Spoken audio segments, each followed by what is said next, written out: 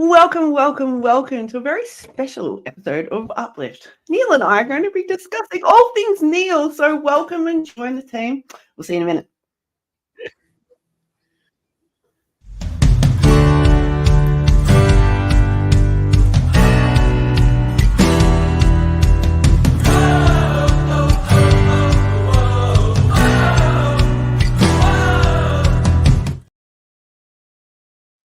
Hey, whether you're watching us live or in replay, no, we appreciate you. My name's Sarah Wade. I'm coming to you live from Perth in Western Australia, on the other side of the world, not in his usual spot in Calgary, Alberta, Canada, but in the wilds of Canada. Joining us is Mr. Neil Thrussell.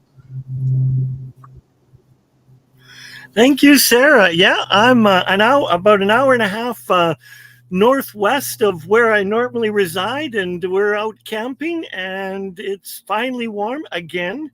We had some cold, wet, rainy weather, and it feels good. And it even feels better to be talking about my books. And I'm so excited that you said that you finished your book too.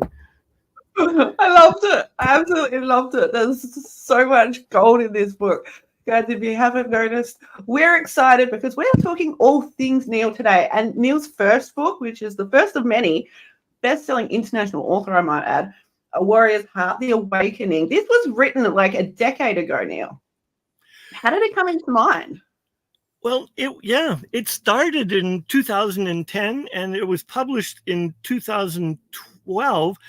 But I had this reoccurring dream, and I won't share the dream because it shows up later in the books, but I had this reoccurring dream. And one day I just woke up to turned to Tina, my wife, and I said, I have to write a novel.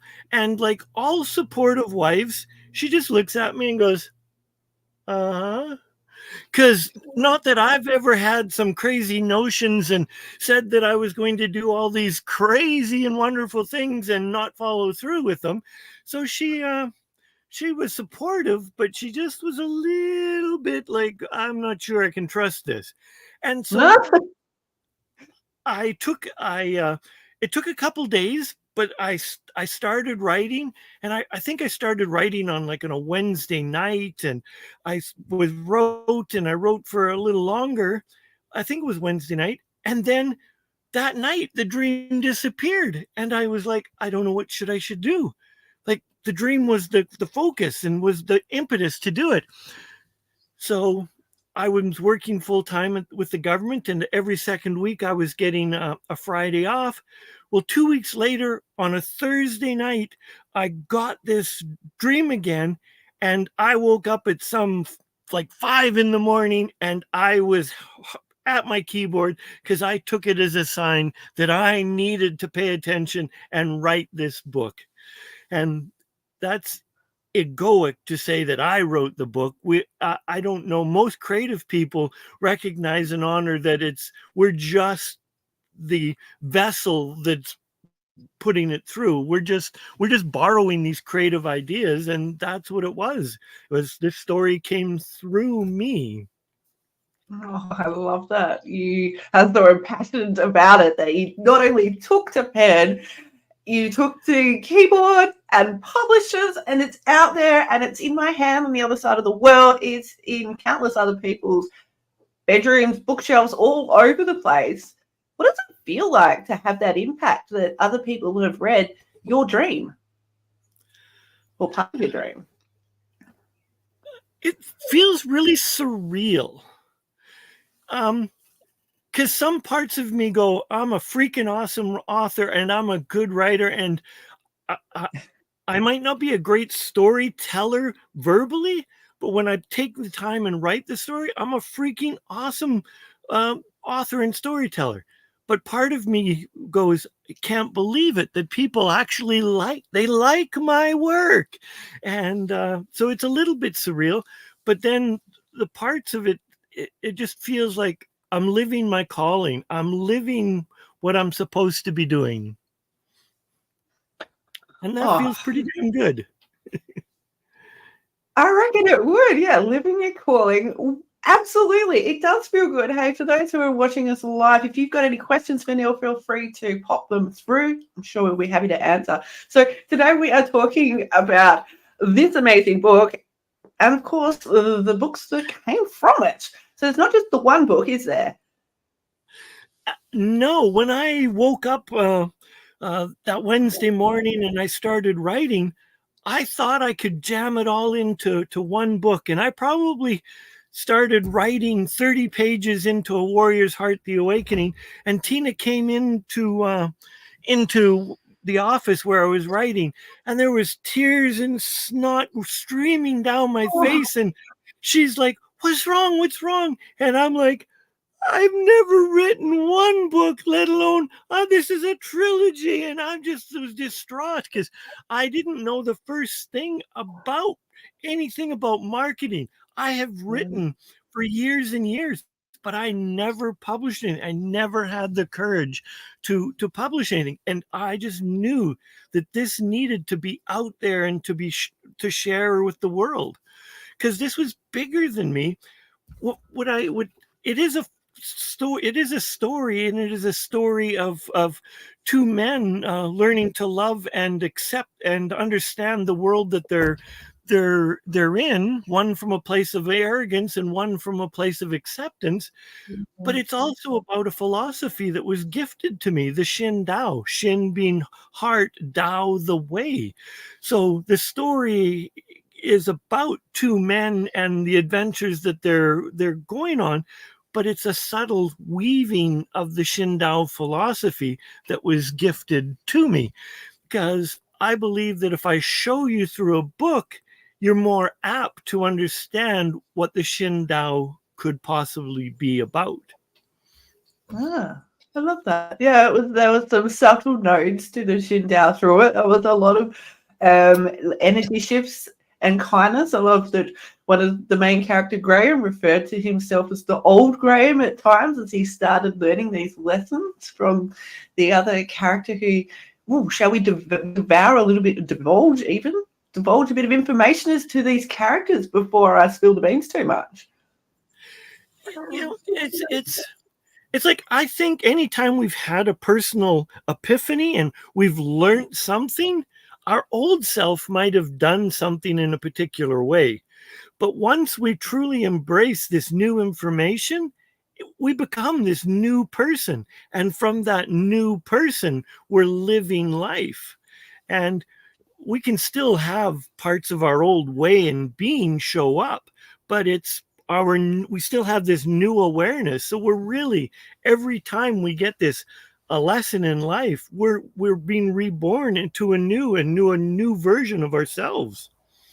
I love that. Yeah. And there's so many of it, versions of ourselves, aren't we? Which one are you up to now?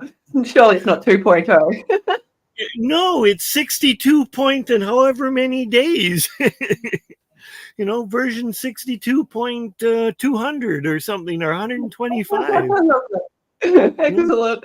And I think that it's a crucial thing to notice, isn't it? When we notice what we notice about our past and we recognize, hey, the old me wouldn't have done that.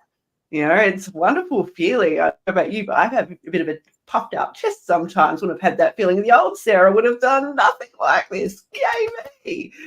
And I love that throughout this beautiful book, the lessons that come back and forth, and there's so much heart in it.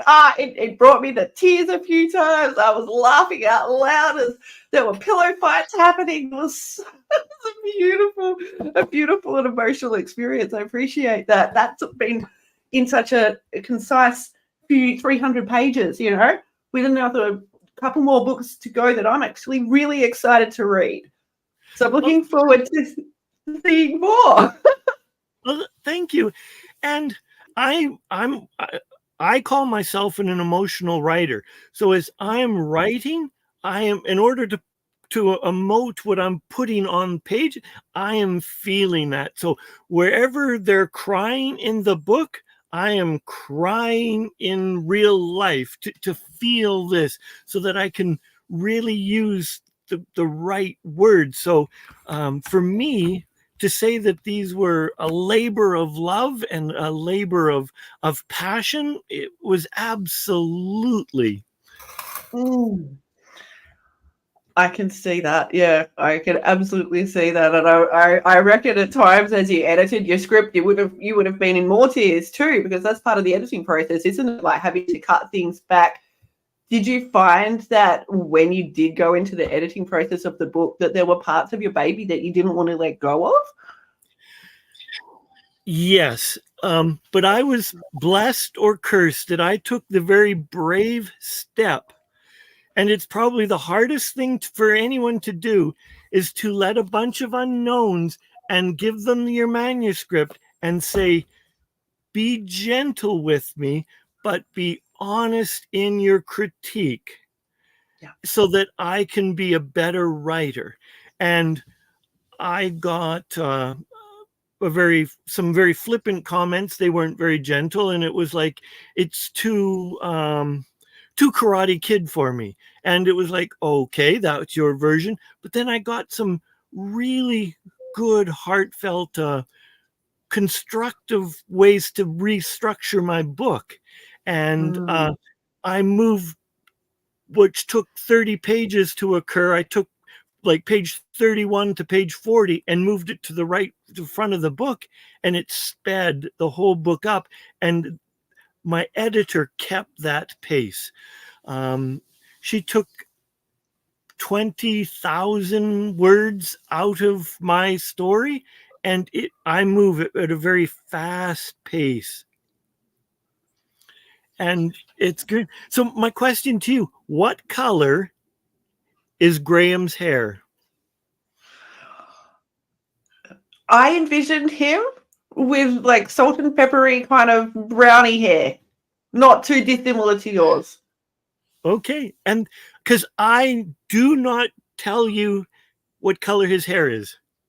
No, and I like that. I was having a look at some visuals to come together for the show, and what happened was nothing, because I couldn't remember what his hair color looked like, and I was like, well, I mean, we certainly looked at the beach quite a bit, yeah.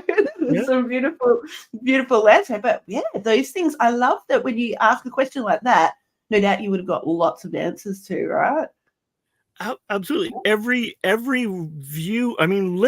reader has their version of what Graham looks like, because my initial description is a 40-year-old out of shape, middle-aged man. Well, I was going off by the cover, so I could see the two characters here, and one had a sword on the side. Well, I assume that was Aiko, and the other guy seemed like a pretty kind of, out of shape, middle-aged kind of guy. So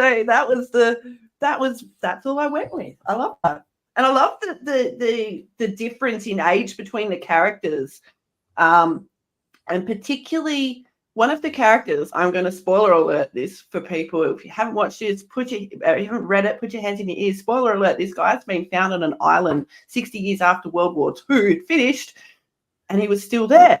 So this is the master and his apprentice here, who's just gone back to this island. It's quite a journey that they go on. I think that relationship between the two, there was a bit of love and hate, and I love the impish giggle that really got me. I could absolutely, my ears were hurting from smiling when I was reading about the laughter and the conversations these guys were having at times. It was so good. Yeah, absolutely. And it's trying to navigate between how do you tell someone that a war is over, and how do you make this person? When I created Graham was insert bad words in every swear word for an arrogant jerk and put it.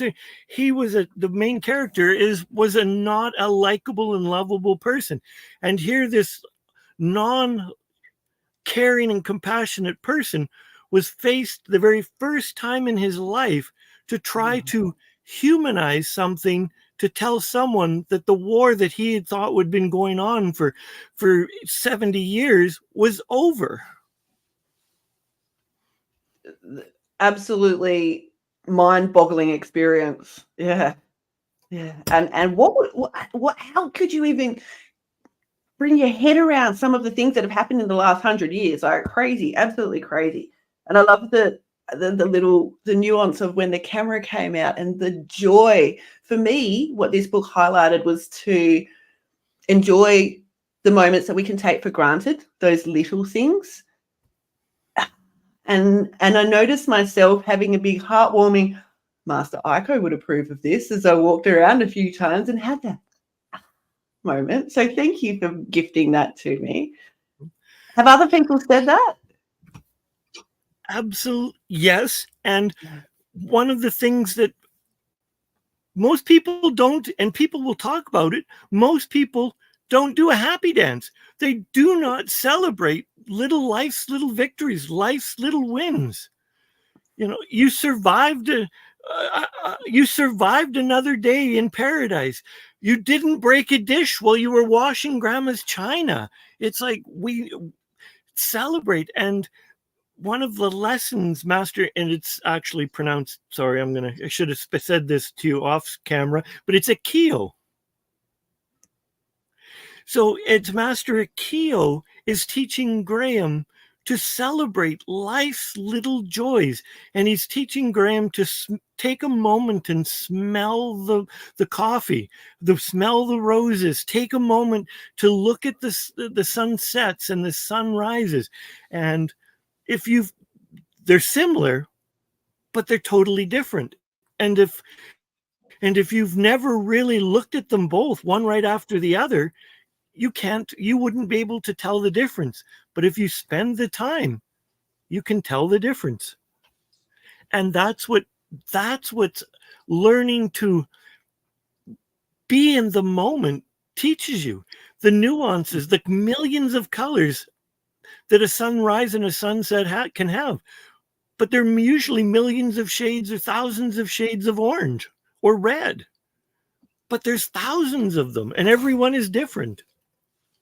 Absolutely glorious thing, isn't it, to witness those sunrises and sunsets and yeah, note those differences. I like seeing like time lapses, like for example, the moon, in the same spot over Stonehenge recently was something that we all saw all over social media, and it was beautiful. Things like that, just we're repeating, but we don't have to repeat the same thing. There's some regularity with some irregularity to it. It's nature. It's lovely.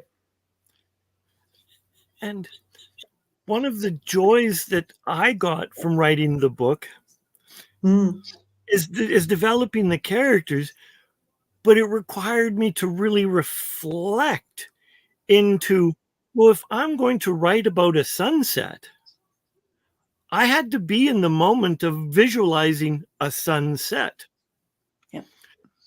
and a sunrise. And I had to visualize being this arrogant person and feeling my heart for the very first time. So that I could write about it. Yeah, it was like putting on a new character for you, trying on some new shoes. How did that actually feel to put on the boots of Graham? It was a beautiful experience. It was a hard experience, and it was a horrific experience to recognize that some people live this way. But that's their life. It's not my life. So I was horrified from my knowing and my understanding, but no, I had to recognize that that's how they lived. When I created these characters, or they were gifted through me, as I'm creating backstories for them, I'm having to understand and ask friends, and taking pieces of their lives so that I could build Graham. Graham is many characters, but I chuckled. I went to school, and they're younger than me, but a Blaine and a Graham. And I just like the names and the nuances between them. They went to school 2 years previous to me, and they're not the characters, but once I started to write, I could easily put the nuances of the character into them, and I just started to write. They're not those characters, but it felt more comfortable when I could write about people that I know, care, and love. So on that then, there's a lot of love between the master and Graham. I read in the forward who you used as a reference for that. Do you want to go into a bit more of that love? I'd have to see who. It's been so long. Who did I quoted? I said to my wife, I said, yeah, you referred to her as the inspiration behind all the love in a nutshell between the two, and I thought that was absolutely beautiful. I could see that in your relationship, and I could see that as you were writing it, how heartfelt it meant. And I obviously, you mentioned, you pick different parts up from different characters, and I love that you used that love between you and your wife to enhance this love between two men. And part of it is all the men that I love and respect. Like at the time I was in a martial arts class, and Master Bobby took time out of his to teach me sword fighting. It was not part of my curriculum, but he took the time to show me how to sword fight. He took the time when I was stuck in the choreography and just deciding how the sword fight was going to occur, and he took time to choreograph it with me. So this would be like, no, Neil, you wouldn't do that because you would do all of these things. So very respectful. He showed me. In book 2, there's a boy that I in Perseverance that I give credit to. His name is Jake Butenwolf. That he died at a very young age, but he in his 14 years of life jammed more into his 14 years than most people did in their entire lifetime. So I was pulling little pieces and observing many men that have overcome horrific adversity, and I was like, how did you do it? And I was pulling those little pieces from it. Oh, I love that. That leads me to a quote that you've referenced in the book, early in the book. You've got a Benjamin Franklin quote: "Many die at 25 and aren't buried until they're 75." What a powerful quote. Like, I think a lot of us can relate to that in one way or another. And I love that we witness Graham's realization that he's still alive, and then you witness him come to life. Is that something you experienced? The quote is true. The quote is true. Absolutely. I was wondering. And it's sorry, go ahead. I'm loving how the quote, many men die. Start again, Sarah. Many men die at 25 and aren't buried until they're 75. That can catch you off guard at first. And I love that when a man like the old Graham would read that, he would dismiss that, but the new Graham would get so much out of that.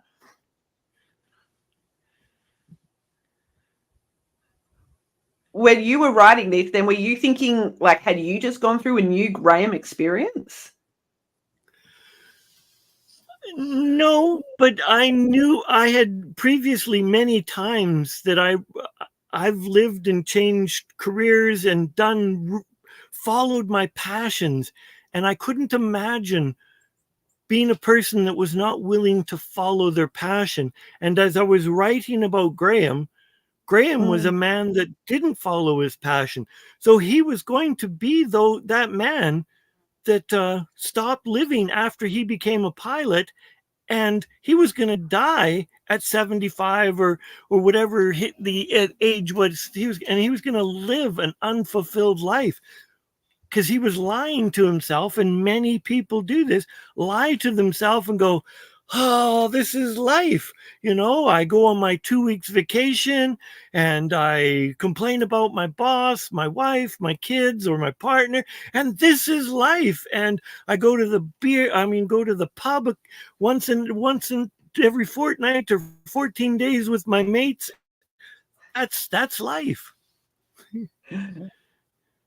Uh, excuse me. Yes, this it's interesting, isn't it? Because Graham, a pilot, is living his life on autopilot, and that's something that we can all relate to. And I like that he has to learn how to unlearn and how to rebuild his temple from scratch again. And there's so many metaphors in this book, guys. If you have read it, I'd love to hear your comments. If you haven't, go grab a copy. And you can get it on Kobo, you can get it on Barnes and Noble, you can get it on Amazon. So it's easily available online wherever you are. A Warrior's Heart. L. Neil Thrussell is the author, and yeah, shoot us a question. I'd love to spend some time answering some other questions. For me, the relationship with Master Akil and Graham is, it's about an absolute, when you trust someone and you find a teacher, a mentor, someone that you trust, there's that line where you need to just let go and truly trust them. And that's where the magic happens. Like, yes, you could be taken advantage of, but it's when you truly let go of your ego and start to trust the process, trust the lessons. That's when the magic, I believe, the magic in life, the magic of learning truly shows up. Absolutely.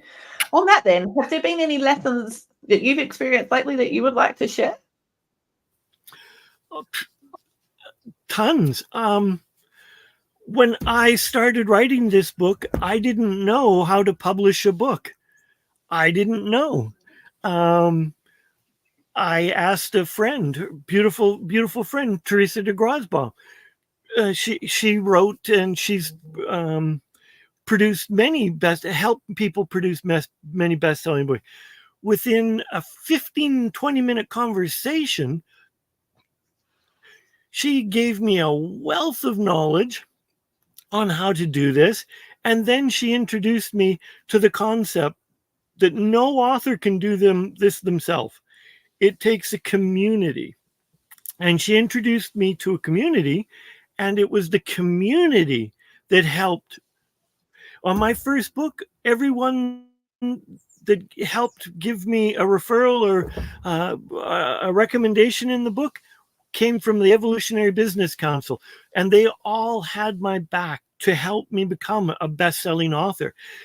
They would, if I threw out an idea, they would help me with it. So it's a community. And once I let go of me doing this alone, then it was beautiful. So apparently a community around you helps for writing a book. Surely it doesn't help for any other reasons then, right? It's only for writing books. No. It only takes a village to raise a child. So that's nothing. That's not a community. That's easy. Yeah. Just a village to raise a child. All good. And I think the beautiful thing about books is that you can come together in a community, whether you're going to the local library or a book club, or you're chatting to your friends in the Evolutionary Business Council about your latest book that you're creating yourself. Books are beautiful ways to connect. How did you get your interest in books to begin with? My mother was an avid reader, and she regularly took us to the library, and voracious reader. And it didn't matter what kind of book was available. Like, our family would all go to the library, and if we read the number of books that we got, we would just pick someone else's choices up. And at a very young age, I was blessed with asking my mother, what is God and where do we come from? And then she just didn't even answer the question. She just said, let's go to the library. And she we went to the library and got a whole bunch of spiritual books on the Quran and the Bhakti Gita. And she said, read these and then we can hold the conversation, but not before, because you'll just drive me nuts with all the questions. So I don't know. The one section, there was multiple religions that she introduced you to. Yes. Yeah. Excellent. And so having that as you're open to the world, like, there's not just one perspective, there are multiple. How did that affect you as you were absorbing this knowledge? It allowed me to see multiple perspectives. It opened me up to that there's more than one way to see the world. Yeah. And it's interesting, isn't it? Yeah. And it allowed me to, and I was blessed with friends that challenged and were willing to hold conversations that weren't by many standards normal, because we would try to see other people. And I had a high school teacher in which we would call geography, or we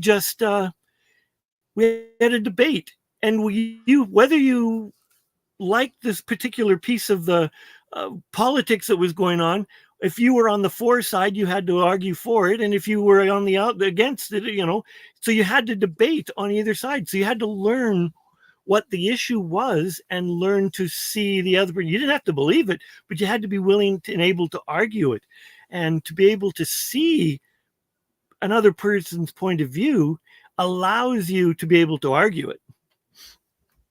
Absolutely. It's like there's a person named in the States, Ben Shapiro. He's a master debater. Whether I agree with anything that he says, I owe him the respect for being able to hold intellectual conversations. In Canada, we have Jordan B. Peterson, wonderful intellect and beautiful debater. So it's ability to see. It's like a musician. Their ability to see something different in a different way allows them to write music.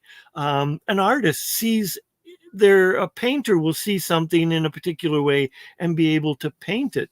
So it's being able to see life through your own eyes and use your gift and talent is courageous. And I was scared, insert bad word, shitless, when I was ready to publish my book. So you ditched the village. You did it all yourself. Is that what happened? No. Even with my village, it was like, okay. Because ultimately, it comes down to trusting yourself that you're good enough. Yeah. And so when it went on sale on a Tuesday, never sell a book on a Monday. It went on Amazon and uploaded on a Tuesday, and I was so afraid that nobody would buy my book. I went to the office and I said, Tina, just tell me if people are buying my book. And she did the screenshots, and about an hour later she says, well, you can quit panicking. You've sold lots of copies.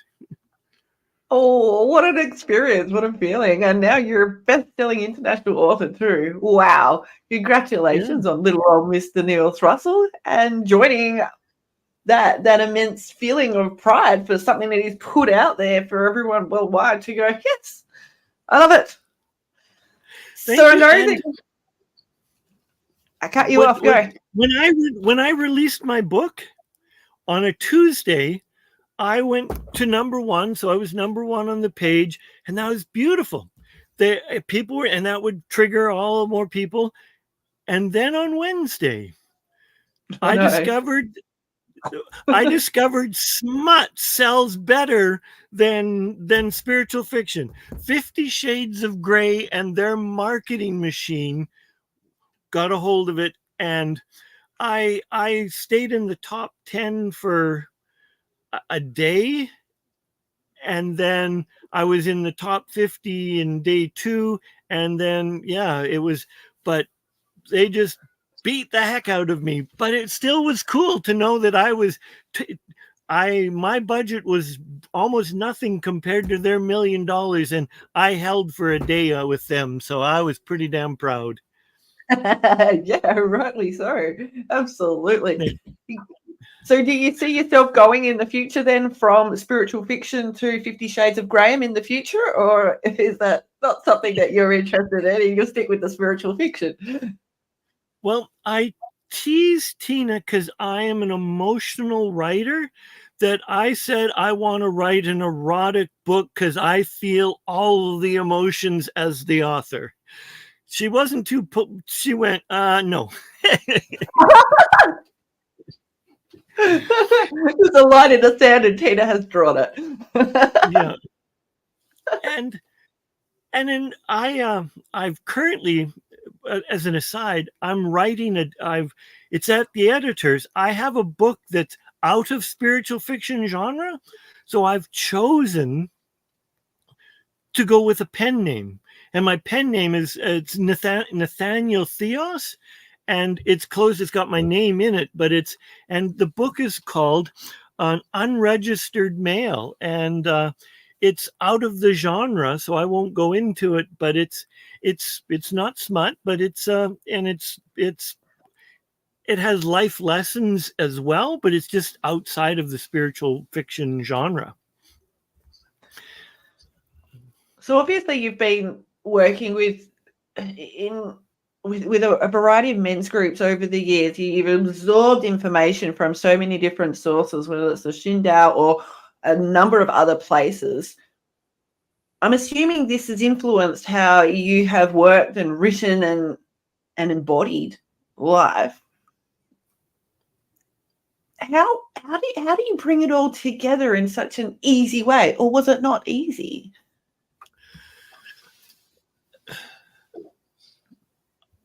Ultimately, I think the way is ultimately a person needs to embody it. So I live my heart on my sleeves. I can be a hard person, the warrior in me, and I can be a loving, compassionate person at the same time, and in both realms. So I believe it's how one embodies it, and it's in the life lessons that show up is how you really discover whether you're really embodying it. There's many times where I've not embodied it, but I've endeavored to quickly recover and be that Graham, be that Master Akio that I'm sharing and teaching, to be that person that is living the Shin Dao and the way of the heart. Excuse me. And it is only through trial and practice that one is able to truly embody and become the person that they want. True. Absolutely true. I love that we can make so many mistakes on the way, but are they really mistakes or just ways of not figuring out the way that we want to do the thing we want to do? Maybe. I don't know. I love that as we sort of take steps forward, we can also take them back and sidestep and do whatever we want. Beautiful thing that we can do is to shape our own reality and destiny. Do you feel like the way that you've shaped the book is how you expected it 10 years later to go into writing the 4th book of the series? When I stopped, I thought it was a trilogy. I really, my heart thought it was a trilogy, and it was 20. So it was 10 years after the first book that the Master Akio and Graham came back to me, and I was like, okay, I love you guys, but I cannot write about you right now. So they got I wrote a few pages to outline the story, but I was in the midst of another spiritual fiction book called Alchemy of the Heart, Siobhan Suncloud. So I needed to finish that book. And so, and then they got pushed aside, and I worked on an unregistered mail. And now the boys are fully alive. And it's like I can feel their essence and their spirits, because as I said, I'm an emotional writer, so I feel what they're feeling. I get to experience some of the learnings that they're going as I'm sorting out, and this being put on the page. I'm like, whoa.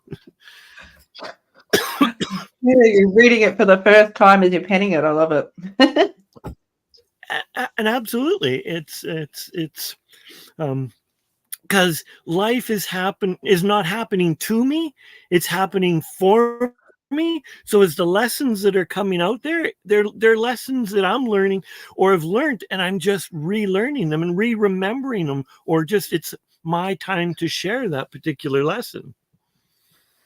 And I love that too. Is with lessons, it's much like reading a book. You know, the first time you read something, you get whatever you get out of it, and the second time you read it, you get those other little things out of it. It's the same with lessons. You know, we often have to repeat that lesson because we haven't got everything we needed out of it, and hopefully it won't come to the point where you have a plane accident before you realize, hey, this was the thing that I needed to work on.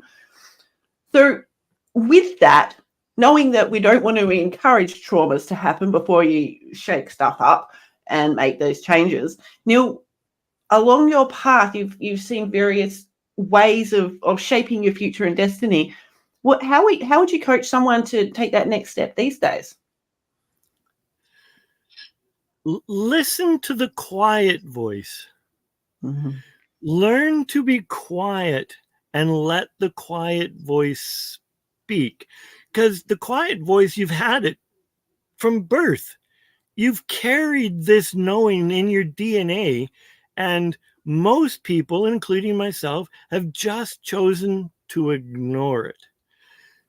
And it's if we listen to the quiet voice and we let go of the big, oh, we can't, and we let go of the stories that we've told ourselves about how we are supposed to be. Men are not like this, women are not like this, my family doesn't do this, we just don't do that, and we just listen to the little voice.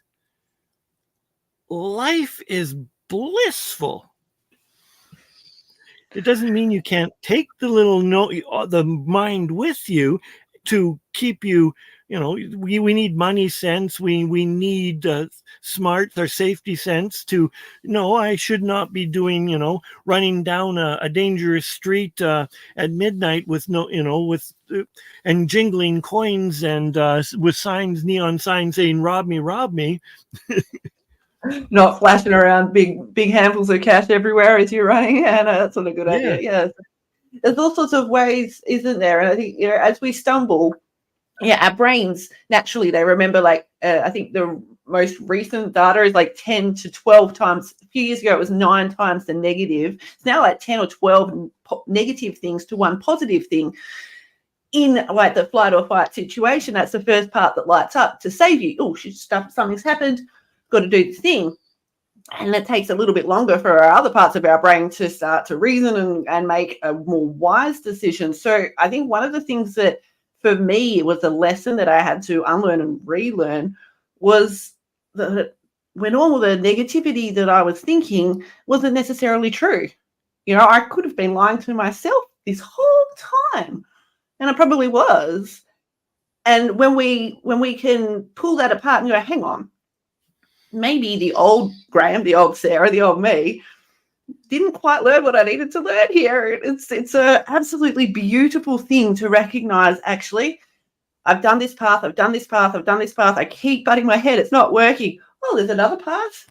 Or go create the path. It's a beautiful thing to and then see yourself after going down that different path and go, I'm not butting my head on this same path again. And then to be able to share that, to say, hey, to your friend or whomever, I see you're butting your head on this path. Did you know there's another path this way? that kindness, it's a lovely thing to help as you realize your amelioration of growth. Is that part of what's happened here? You've shared some of your lessons, your life's journeys, and gone, I need to share this so other people know about the heart, know about the kindness. Yes, because excuse me, the Shin Dao is all about getting in touch with your truest heart, your truest desires. It's letting go of the egoic piece. It's letting go of the people pleaser, having to do what other people want, and recognizing that you have wants, needs, and desires, and some of them may not be healthy because you're not in the best place. But knowing and recognizing that you have wants, needs, and desires, then spending the time to sort out what is a healthy want, need, and desire, and working with that. Because till you really start to peel the layers of who you are, I can have unhealthy behaviors because they're intended to protect me. Could be in a situation where I just needed to protect myself. So if I remove myself from where I don't need protection, that belief still could be there. So I may have an unhealthy behavior. So I need to build and create my world so that it's safe for me to go out and achieve that.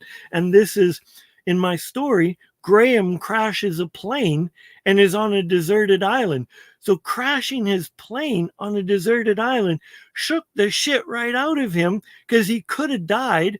And even more importantly, he realized that his co-pilot was his only friend in the whole wide world. And he was a dad, and he could have killed this incredible man called Blaine and taken him from his children. So it was an epiphany, an awakening that Graham had, that, holy shit, what kind of jerk does this? And it scared him so much that he needed to go and look at his life, which brings him back to the island. And he decided he was going to spend 30 days. And he thought he was going to spend 30 days on a deserted tropical island, which is in the Marshall Islands. He was going to spend 30 days. And, well, he did spend 30 days, but he didn't know that it was not going to be alone. Oh, yeah. What an experience. And I can imagine that everybody who read it would have had a different way of relating to it, whether it was like that heaviness in their chest or feeling in their head, or however it expressed itself in their body as they were reading it. Thank you for sharing that gift of emotions with us. I love that you are so passionate about sharing that men too can have emotions, and it's safe to have those emotions. I love that there was a particular scene that I had you in my mind. I could see you in my mind, knowing that you had hugged men crying before. I had you absolutely in the forefront of my mind. And as I was reading the pages and there's water's leaking down my eyes, if you could suggest to men anything about getting together as a village and coming together and supporting each other, what would that be?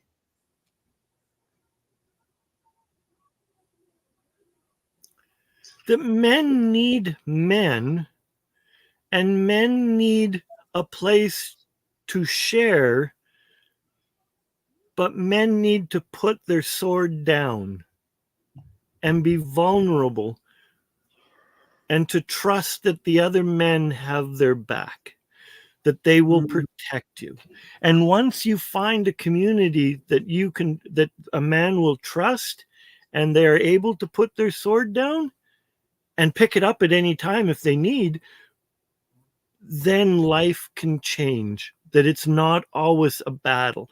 It's not always you have to fight. You don't always have to go out and slay the dragon, that you can take a rest.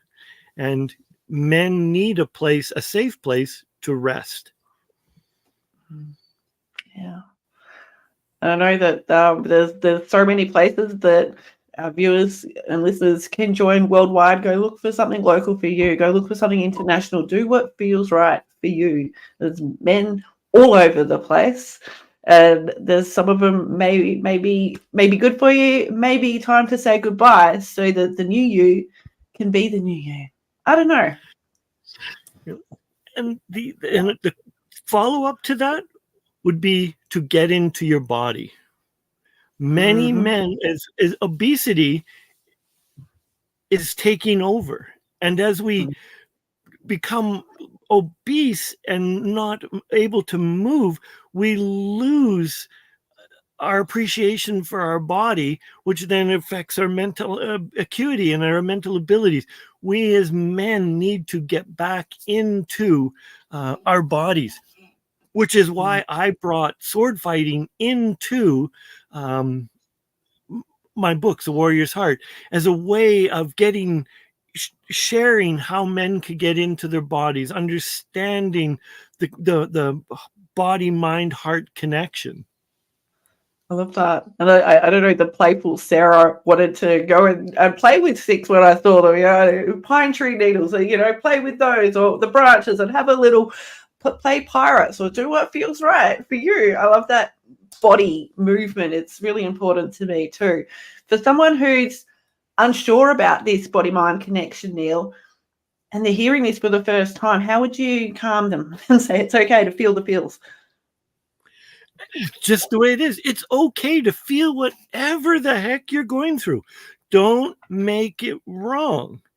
And if you're feeling sad, feel sad, but honor and recognize how long you're feeling sad for. Like if you're feeling sad for weeks, then you need help. If you're feeling sad for a couple hours, that's fine. But allow yourself to feel whatever it is you're feeling and and and feel it, experience it, but recognize that ultimately it's just an emotion, and an emotion needs to be in motion. You need to move it through you.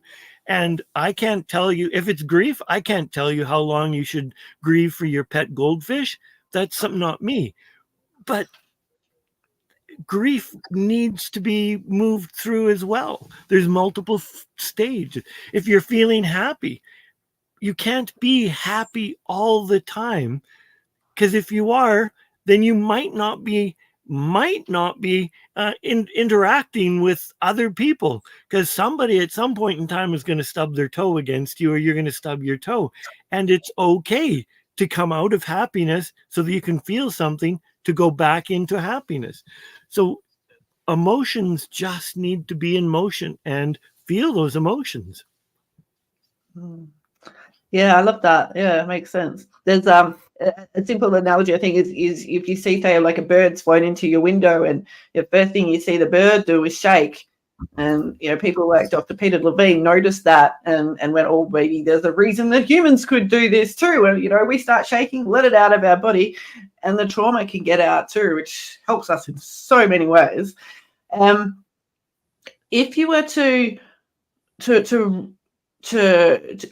if as you're going forward and you're learning about your body and you're surprised, like maybe someone has said something to you and your shadow is like, no, I'm not like that, and you feel it really hard, like in your gut or wherever that is, what's something that you can do to actually recognize it? Do you actually just take the time to recognize? Do you write it in a book? Do you write it in a diary? Do you scream?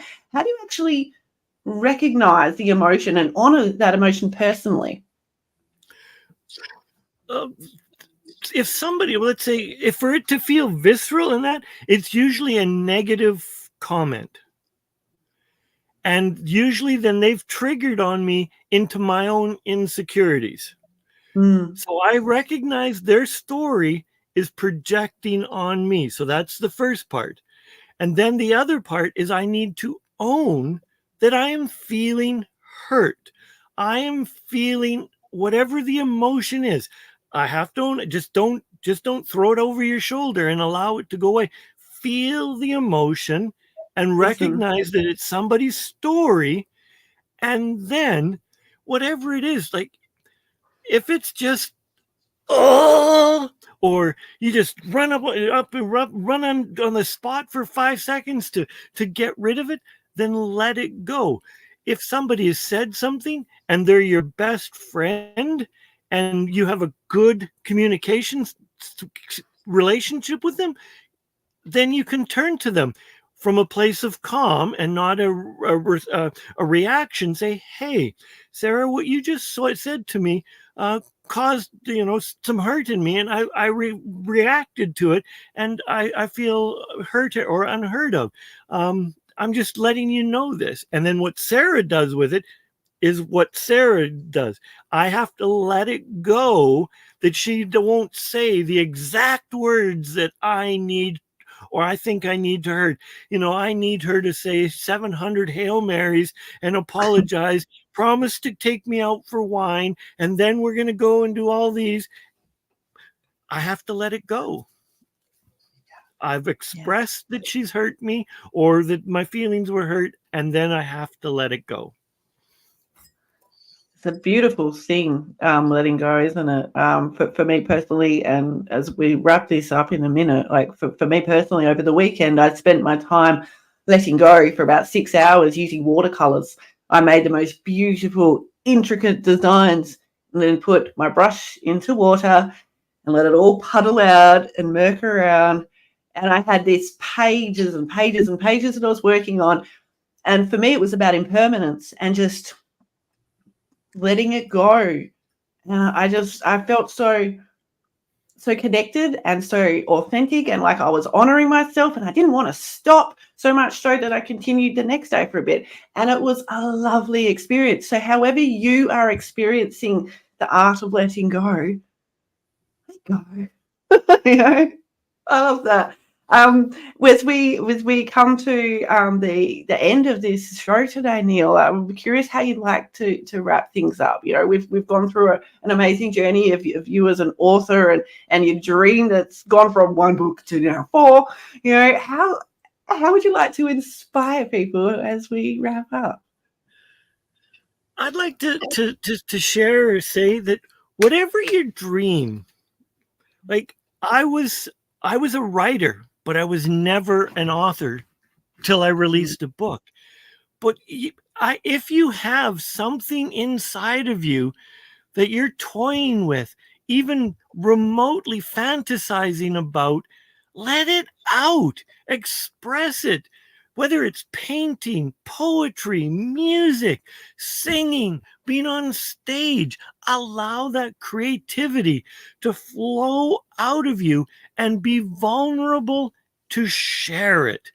And be willing to suck at it so that you can learn and get better from it. Be willing to be terrible just so that you can get better at it. And with that, know that you're loved. Oh, I love that. Be terrible at it lots and lots and lots of times and feel proud to be terrible at it. I have that conversation regularly with my child who is learning to make a lot of mistakes. And I love that we, as an adult, I can share with her and her friends, I make mistakes too. It's okay to be human and make mistakes as we go forward, learn, unlearn, share our stories, and continue to be kind and generous to others. It's such a beautiful thing we can do. I'm looking forward to our next episode, which is our 100th episode. So thank you for joining us live or in replay to our 99th episode. We appreciate you. Look forward to seeing you on the big 100. Go out and be the best you can be. Design the life you deserve. You are so worth it. Take care. Yes, you are. Later.